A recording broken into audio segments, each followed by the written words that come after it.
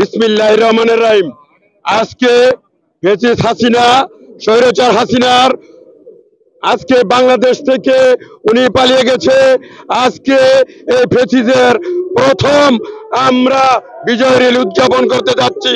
আমরা শিডিরগোস্তানা বিএনপি ও অঙ্গ সংগঠন ঐক্যবদ্ধভাবে ইয়াস ভাইয়ের নেতৃত্বে আমরা রাজপথে থাকব এবং এই ফ্যাসিস্ট হাসিনার বিচার না হওয়া পর্যন্ত আমরা রাজপথে থাকব না।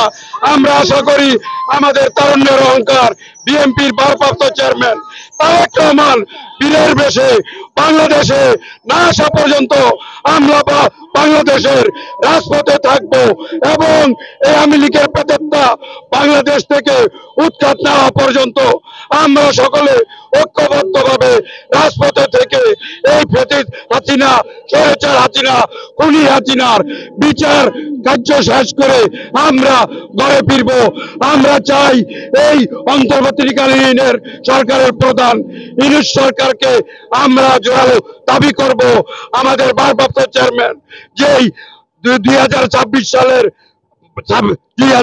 সালের ফেব্রুয়ারিতে যে নির্বাচনের কথা বলেছে, আমরা অনতিবিলম্বে আমরা সেই নির্বাচন তফসিল ঘোষণা চাই।